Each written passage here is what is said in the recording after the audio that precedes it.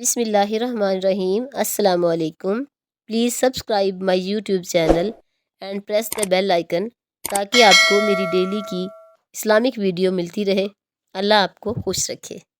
حضرت سیدنا زید بن اسلم رضی اللہ تعالیٰ عنہ فرماتے ہیں کہ میرے والد نے بتایا کہ ایک مرتبہ حضرت عمر بن خطاب رضی اللہ تعالیٰ عنہ لوگوں کے درمیان جلوہ فرما تھے کہ اچانک ہمارے قریب سے ایک شخص گزرا جس نے اپنے بچے کو کندھوں پر اٹھا رکھا تھا۔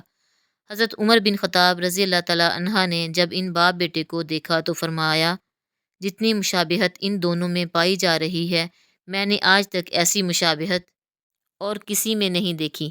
یہ سن کر اس شخص نے عرض کی، اے امیر المومنین رضی اللہ تعالیٰ عنہ، اس بچے کا واقعہ بہت عجیب و غریب ہے۔ اس کی ماں کے فوت ہونے کے بعد اس کی ولادت ہوئی ہے۔ یہ سن کر آپ رضی اللہ تعالیٰ عنہ نے فرمایا، پورا واقعہ بیان کرو۔ وہ شخص عرض کرنے لگا، اے امیر المومنین رضی اللہ تعالیٰ عنہ، میں جہاد کے لیے جانے لگا تو اس کی والدہ حاملہ تھی۔ میں نے جاتے وقت دعا کی، اے اللہ عز و جل، میرے زوجہ کے پیٹ میں جو حمل ہے میں اسے تیرے حوالے کرتا ہوں، تو ہی اس کی حفاظت فرمانا۔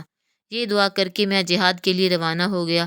جب میں واپس آیا تو مجھے بتایا گیا کہ میری زوجہ کا انتقال ہو گیا ہے۔ مجھے بہت افسوس ہوا۔ ایک رات میں نے اپنے چچا زاد بھائی سے کہا، مجھے میری بیوی کی قبر پر لے چلو۔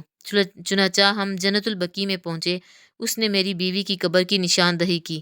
جب ہم وہاں پہنچے تو دیکھا کہ قبر سے روشنی کی کرنیں باہر آ رہی ہیں۔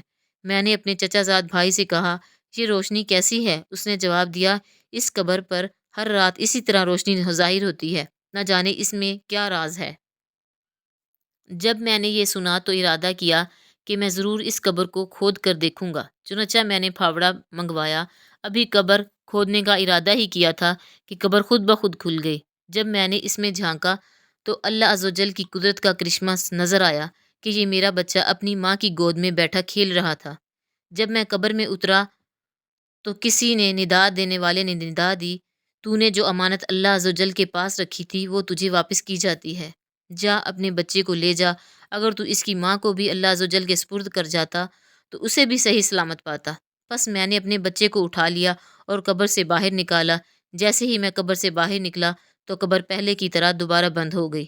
صحابی رسول صلی اللہ علیہ وآلہ وسلم رضی اللہ تعالیٰ عنہ نے اپنا بیٹا اللہ عز و جل کے سپرد کیا تو اللہ عز و جل نے اسے قبر میں بھی زندہ رکھا۔ اللہ عز و جل، ہم بھی اپنا ایمان تیرے سپرد کرتے ہیں۔ تو ہمارے ایمان کی حفاظت فرمانا اور ہمارا خاتمہ بالخیر فرمانا۔ آمین ثم آمین۔